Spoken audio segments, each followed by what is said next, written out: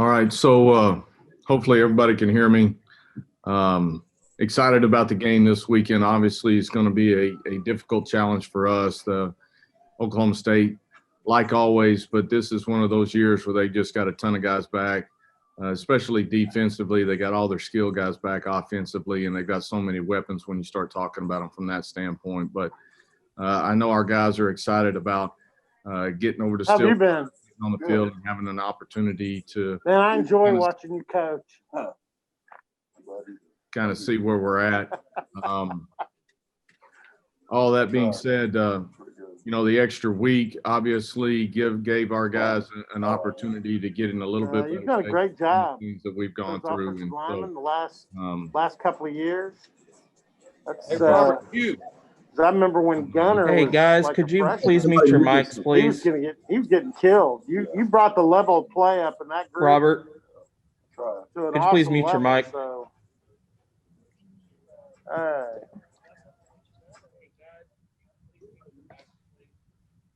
killed. You brought the level of play up in that group. Robert, could you please mute your mic? Robert, could you please mute your mic, please? Don, can you mute him?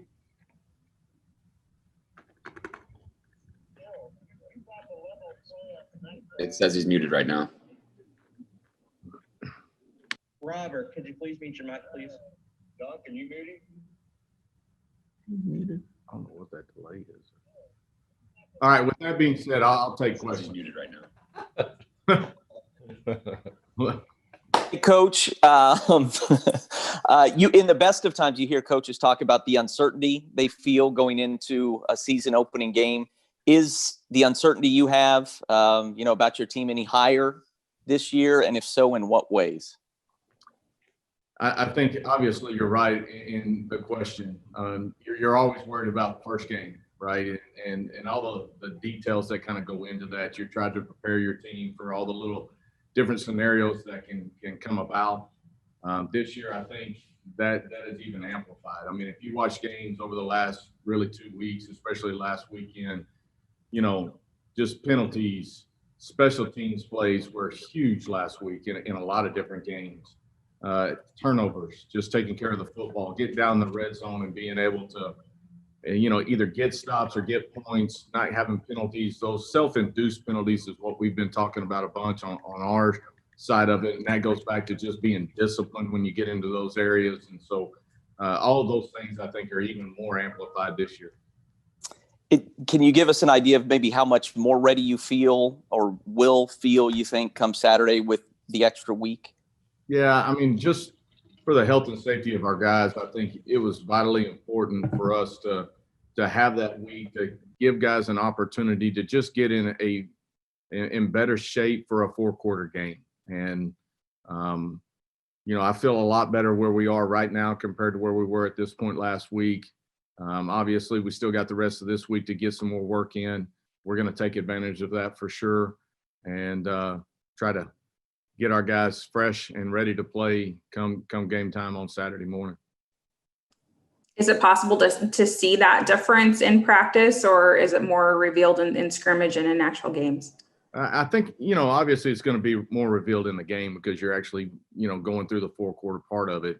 But I can see a level of difference from, especially certain guys that maybe were coming off of a quarantine or doing this or doing that, and just having the opportunity to get those guys in the type of shape they need to be able to play the game at the level that we're going to have to play it. So you can see that difference in practice, the extended work that we're getting there. But, game time will be the biggest test. Hey, Coach, Gundy kind of joked around yesterday saying that he feels like his players are tired of practice. They just want to get to the game. I mean, obviously you wanted the prep time and you need it and it's useful, but you kind of feel like your players are getting a little antsy and just ready to get out there? Absolutely. I mean, our guys are ready to play. It at some point during every fall camp, you got to kind of get a test and see where you're at. You're tired of seeing the same players, the same numbers, the same this and that. And so to be able to go against somebody new, it to be live the whole time, and to really get a test on where you're at, where you've improved, where you still got to improve, just the obstacles that come as you start a game. And so I know our guys are excited about stepping on the field and competing. And how do the players take the news? Like, I guess when you gave them that extra week, were they receptive of it? Were they just wanting to get on the field, or did they kind of embrace the extra week? Well, I think just like with everything so far this fall, you have to embrace, you have to adapt. Change is going to happen. There's going to be sudden change at times, and we have tried to focus on the things that we can control. And at that point, for them, obviously, wanting to play the game last weekend, yet knowing this is just part of the process this year, and adapt, move forward, and continue to gain any type of advantage that you can get from getting a little bit more work, a little bit more endurance built up, taking advantage of the practice time that you have. Phil, the results in Ames, where Lafayette went up there and beat Iowa State, and Manhattan, where Arkansas State went up and beat K-State, does that fortify you guys' confidence, knowing, hey, this is doable? We can go into Stillwater and win. Well, I don't know that those two games changed our mindset. I mean, our approach has always been, we're going up there to win. We're not going up there to just compete. We're going up there with an opportunity to win. And our guys, we played Oklahoma State in the past. We played a lot of teams in the past, and understanding that we feel like that if we can go up and execute at the level we need to in all three phases, we're going to give ourselves an opportunity to win. And I know our guys are excited about getting a chance to see where we're at. Philip, Derek Gregg is, unless something has changed, apparently Thursday is his final day. And I wondered if you could say something about your 6-year run with Derek, and then also on the process of identifying a new athletic director. Are you involved in any way, shape, or form as a consultant or anything? And do you think it's important that the new athletic director has a history, either personal history in the sport of football or a history of certainly working closely with football? To start with, and that's a lot to get through, Bill. But as far as with Derek, we've had a great working relationship together. He brought me here, and I will ever be eternally grateful for his support of me and our program during our time together here. Not only has he been my boss, but I consider he and his family great friends of ours, and will continue to be that. And I wish him all the best and all the luck in his new job and his new pursuit. I think he's going to do an outstanding job there, and look forward to continuing to keep that relationship together. As far as the new AD search, I know there is a search committee. I'm not on that committee. I don't know that I have time to be on that committee right now, but obviously in communication, and when it comes to that hiring, obviously, that's probably above my pay grade. But we want somebody that is, has a background in athletics, not just football, but across the board. Somebody that has been around the business, that understands it, that understands, especially right now with all the virus and all the things that are going on, somebody that has dealt with some of those things and had some experience when it comes to continuing to move our program. And when I say our program, not just football, I'm talking the athletic program in general, to continue to move our program in a really positive direction in this conference and throughout. Concerning that, as far as I know, Phil, I don't think you've named an interim AD. I know you've got an interim president. I don't know her involvement in football, but are you sort of going to be here the next few weeks, sort of without a leader? And does that affect you guys in any way? When we're in a crazy time, or is it a case of, you can sort of do what you want and just go about your business and not have to deal with other stuff? I don't know that I'm going to be able to do what I want, but we've got some people obviously in the department that are doing some really good things. We're in communication with all of them. There's so many things that are happening right now. I mean, whether you're talking about testing, the virus, travel, what you're doing in your practice situations, what we're doing on campus. And so, for me, I've got enough things on my plate. So we're just trying to get our football team ready to play and get those guys out on the field and make sure that they're prepared and ready to go. There's some people in our department that have stepped up and doing some good things right now until they name an interim. And obviously you want that to be sooner rather than later so that you've got kind of a clear direction of where you're going for right now. And hopefully we'll be on that track.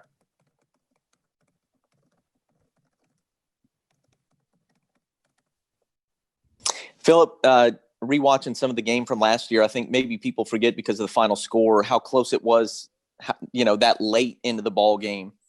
And it was, protecting Zach was a problem, in the red zone. Maybe just speak to, I know you want that entire offensive line to take a big step forward this year and protect him better, how important it'll be in this matchup. And then I guess kind of all year long, really protecting Zach, giving him a chance to be the best version of himself. Absolutely. I mean, if you remember, we were still really, really young and kind of finding ourselves up front at that stage. And, we did some good things that game. And, with Zach, I think obviously, I think he has matured and has a better flow and feel of what we're doing and how we're doing it. I think the ball, as the year went on, got out of his hands a little bit quicker. I think he has really increased that as we've gone a little bit into spring and then a lot of this fall camp as far as just ball getting out on time. At times we may have held it a little long. At other times we needed to protect a little bit longer. And so, those two things kind of marrying up together. That also involves our receivers getting open and finding holes and being able to get into those spots a little bit earlier. That helps that process happen. So, it's a collective deal for us. I feel that we've made some really good strides in that. Obviously, you got to now go test it against, basically a defense that didn't lose anybody. They really lost one guy. They're bringing everybody back. And plus you add Bundage back into that, who didn't play last year, who is a dynamic type player.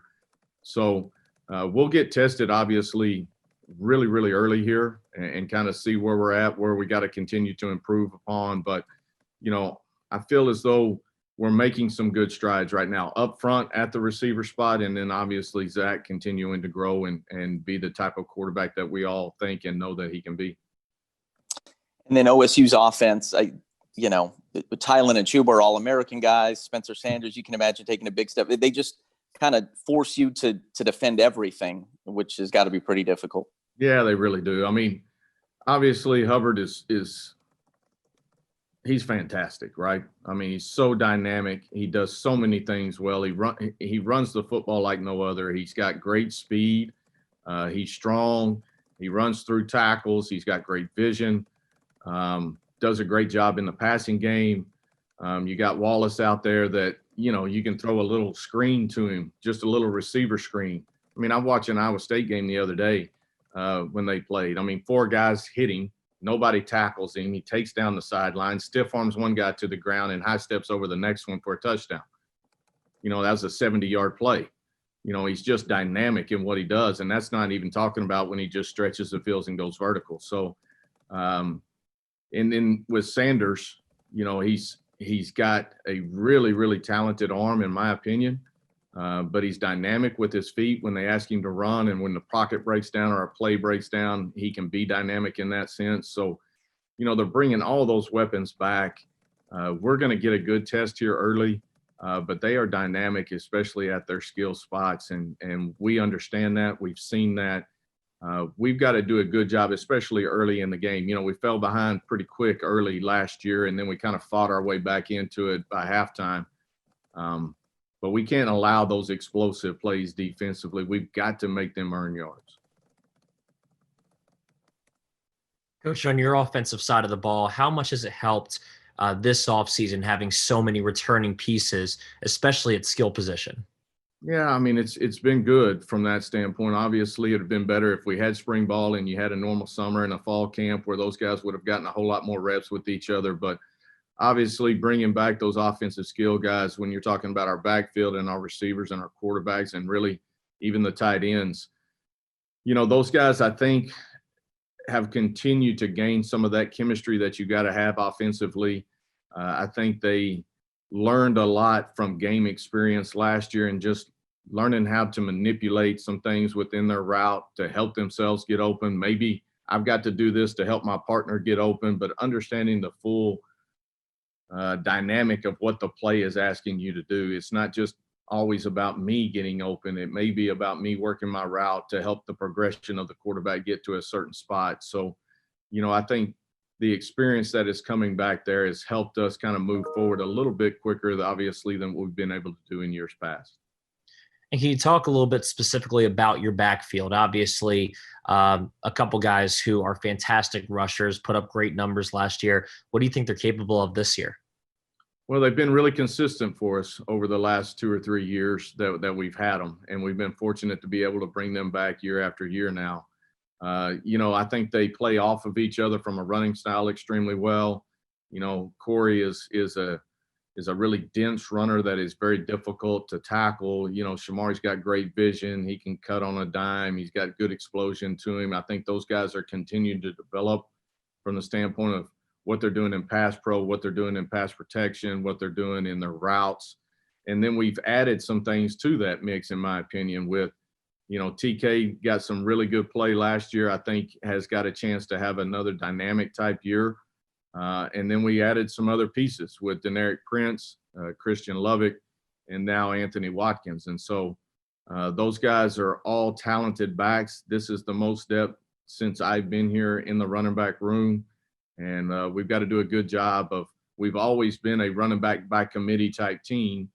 Those guys have been really, really unselfish when it comes to that and just staying healthy, but also giving guys the opportunity to step on the field and take advantage of their skill set. You mentioned Anthony Watkins there. Does that mean that he's gotten his waiver? Yes, he has. How do you anticipate using him? Well, we just recently got it. So I think his role will increase as the year goes on. We'll see kind of where he's at as we kind of get into the flow of things. But he's a kid that I think has got a really, really bright future and can be dynamic given the opportunity. Phil, how would you describe how your offense has evolved since you came from Baylor? Is this basically the same offense with just a few wrinkles, or have you think it's really undergone a change? Yeah, I think we've actually gone a pretty significant change, to be real honest. I mean, some of the general concepts of what we do, that part's not going to change. But, as your personnel changes, you've got to change with it. And you've got to be prepared for what we're seeing today compared to what we were seeing 6 years ago or 8 years ago. Defenses have changed and you have to adapt and continue to try to stay, ahead of the curve when it comes to that. So, there's some general concepts that are not going to change yet. I think schematically, we're doing things differently. We're attacking things differently. There's a whole lot more progression read stuff for our quarterbacks now than what it used to be. And I feel as though we are continuing to evolve. And I really like the direction that we're going right now. Now we just got to go out and execute at a high level to do it.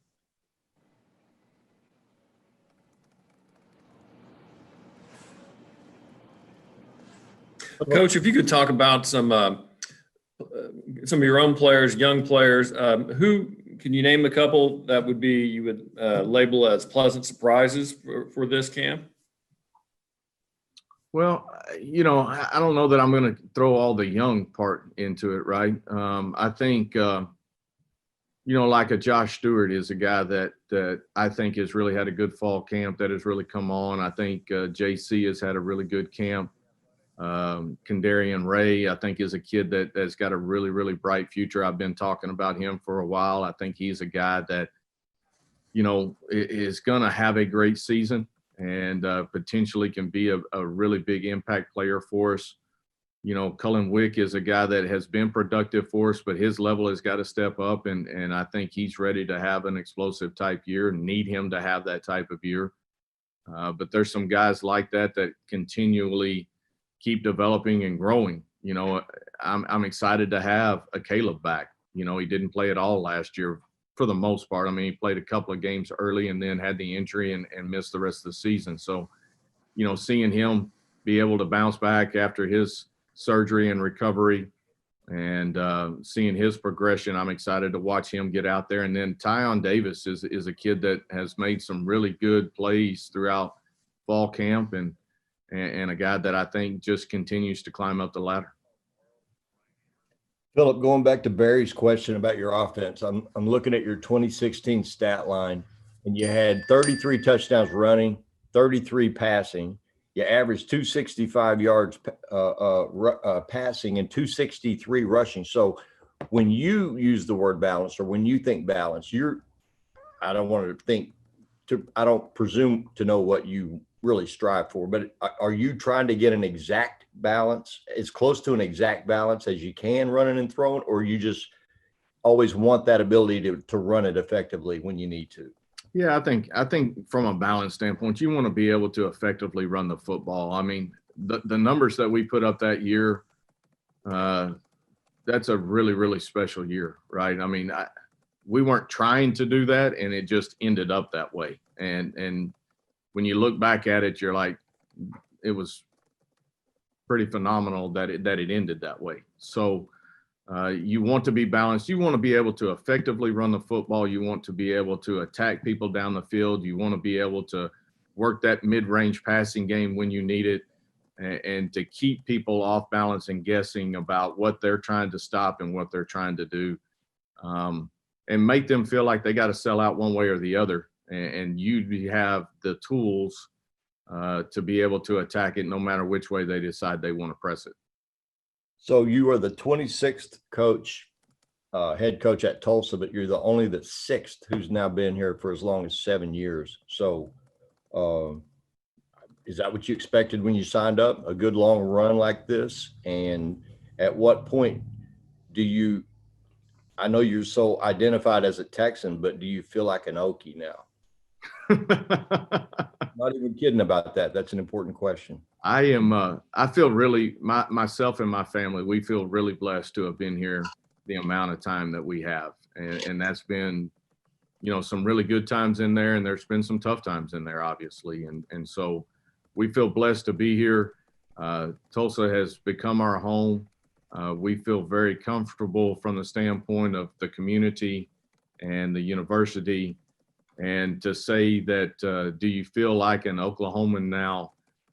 I will say this, you know, I started looking at land in Oklahoma to retire on too. So, you know, that's many years down the road, but there's some really, really great things about living here that we've been blessed to be a part of.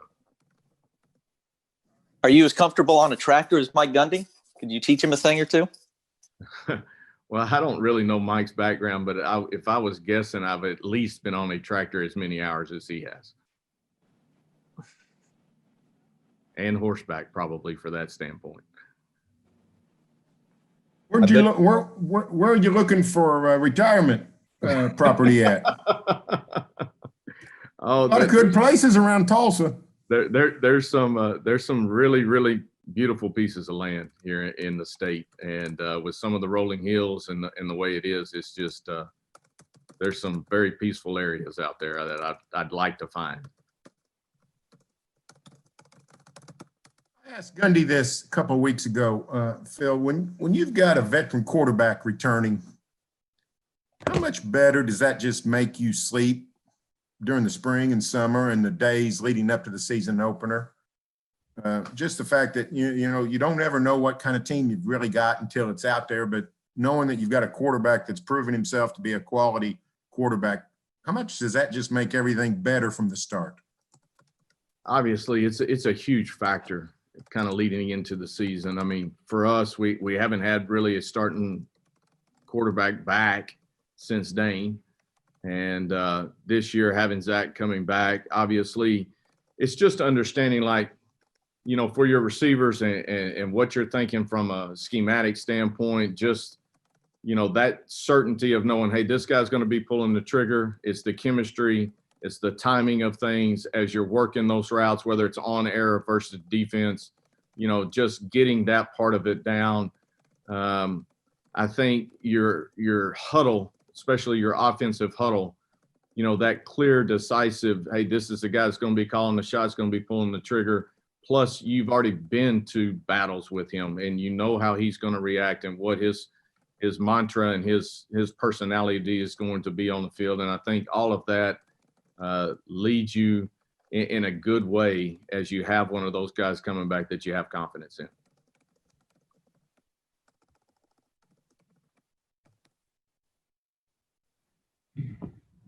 Coach, what's your thoughts on playing at, you know, a stadium that's not going to be jammed packed, you know, and you obviously feed off the crowd and whatnot, whether you're on the home or away, just playing in a stadium that's not going to be to full capacity?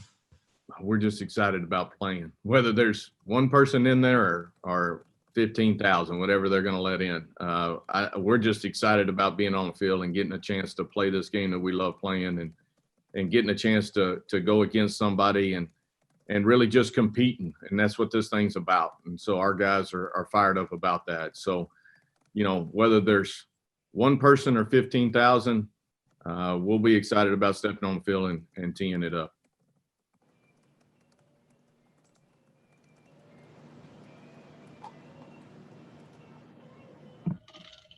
Any other questions for Coach? You think Mike Gundy ever was in a pipeline with natural gas fumes and a blowtorch working on it? Do you think he ever did I would that? imagine that would be no. How many guys you know have done that? Well, me and several others. One. No one. I know some of them guys that were down there with me. So but I would venture to say Mike probably hadn't done that, but I don't know what his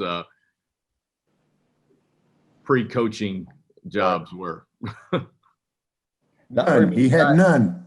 None. That's right. He didn't have any. He went straight from quarterback to assistant coach. I forgot about that. That's right. 30 years ago this summer. All right, Philip. Thank you. Thank y'all. I appreciate it, guys. Thank you all.